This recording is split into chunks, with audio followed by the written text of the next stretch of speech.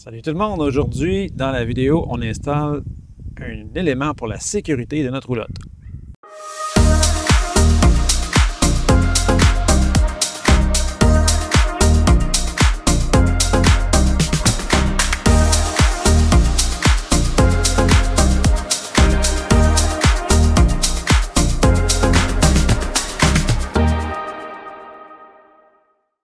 Donc, comme je disais dans la vidéo, ce qu'on installe aujourd'hui, c'est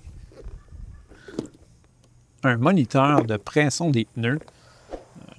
On a vu beaucoup de choses sur les pneus qui explosent ou des pneus qui perdent leur air lors d'un long voyage. Comme on s'en va sur un long voyage, ça a toujours été quelque chose qui m'a dérangé de ne pas avoir quelque chose pour surveiller les pneus de la roulotte lorsqu'on se déplace sur spécialement sur de longues distances. Nos pneus sont en bonne condition, mais ça n'empêche pas qu'il y ait un défaut dans le pneu, que les pneus surchauffent, qu'ils perdent une pression d'air, puis ça finisse par causer un certain problème avec les pneus. On a vu des histoires d'horreur avec des roulottes, des pneus qui ont explosé, des trucs comme ça. Donc, pour éviter que ça arrive, on va garder un œil sur ces pneus-là. Le système qu'on va installer aujourd'hui, c'est un tire qui est fait par Tire Minder, qui est celui-ci. Donc, qui comprend 3 morceaux, si on veut. Les capteurs qui vont directement sur les pneus, le moniteur qui va dans le camion, qui a 2 fonctions, les batteries et également une espèce de capteur solaire, c'est supposé d'être monté sur la vitre du camion. Et ça comprend ce petit morceau-là ici, qui est un booster de signal pour s'assurer que le relais se fait entre les capteurs des roues en arrière vers le camion. C'est normalement un système, celui que j'ai acheté, qui est conçu pour les pneus qui fonctionnent avec 70 PSI et moins. Les pneus de la roulotte doivent être gonflés à 65, ce qui est marqué sur la boîte également. C'est également inscrit que c'est bon pour les roulottes de 25 pieds et moins. Notre roulotte est un peu plus longue, 28 pieds. Par contre, j'ai vu quelqu'un qui l'a installé sur une roulotte qui avait à peu près la même longueur que nous, et ça fonctionnait très bien. Donc, on va faire l'essai. Si ça ne fonctionne pas, ça va prendre un système beaucoup plus puissant que celui-là. Mais normalement, ça devrait faire la job. Donc, on va procéder avec l'installation, puis je vais vous montrer les différentes étapes. Je crois que ça ne devrait pas être très compliqué.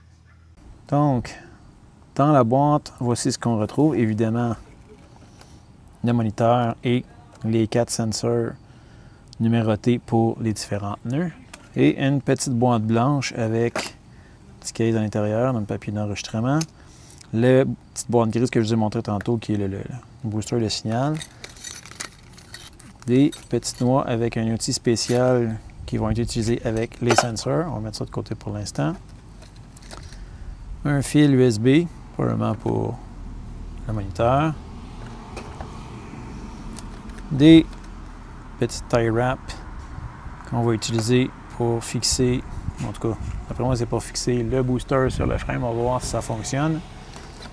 Des petites strips collantes velcro pour fixer le moniteur à la fenêtre et un paquet de batteries supplémentaires pour le moniteur. Sur les batteries standards, les CR 1632 3 volts.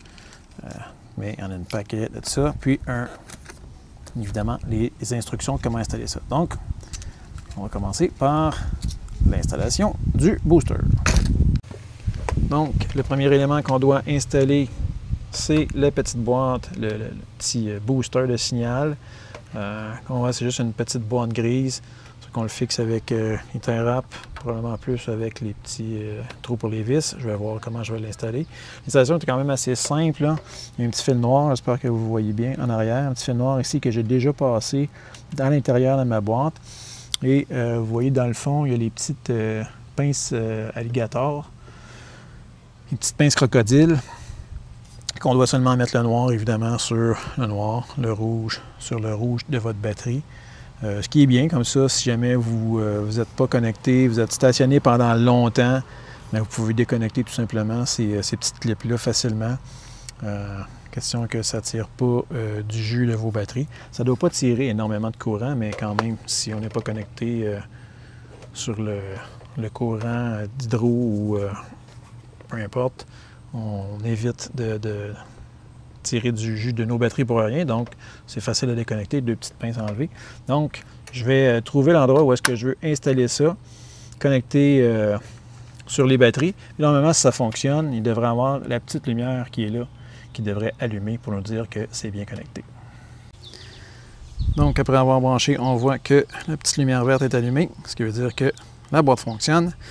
Je vais peut-être attendre avant de la fixer de façon permanente, là, voir si je la mets plus vers l'arrière, vers l'avant, après avoir installé le moniteur et les valves. Mais bref, il y a assez long de fil là, pour le mettre pas mal où est-ce qu'on veut. Pour installer les petits sensors, ils sont tous numérotés 1, 2, 3, 4. Il y a un pattern bien précis à respecter. Tout est indiqué dans les instructions. Première étape, c'est on dévisse. Il faut insérer une des batteries qui sont fournies dans le kit. Donc, c'est pour ça qu'on vous en donne un paquet. On insère la batterie, on remet le cap. Et le cap de la valve, dans le fond, j'ai vérifié celui-là, je l'ai gonflé, vérifié que la pression était bonne. Avant d'insérer le sensor, on va insérer une petite noix comme ça sur la valve.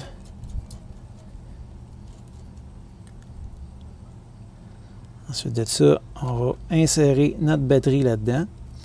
On va visser notre cap. Puis avec l'outil spécial, le petit outil qui est fourni avec, on va venir faire reculer la noix jusqu'à temps qu'elle l'accote dans le derrière ici du sensor, comme une sécurité, une espèce d'antivol pour les sensors, parce que ça prend absolument cet outil-là pour aller jouer avec ça en arrière. Donc, je vais m'exécuter, puis on va faire la même chose pour les 4 pneus.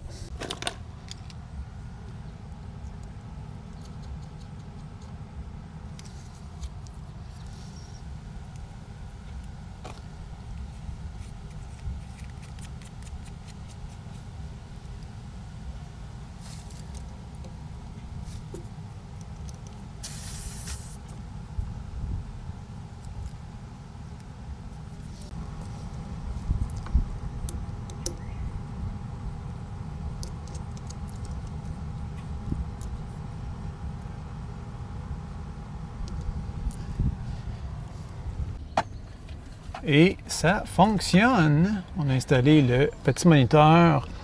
Il y a des bandes de velcro qu'on colle sur la fenêtre et collé en arrière du moniteur. Donc je l'ai mis tout près du miroir. On dirait qu'il est caché là, de la façon qu'on regarde, mais lorsque je suis positionné pour conduire, je vois très bien les chiffres.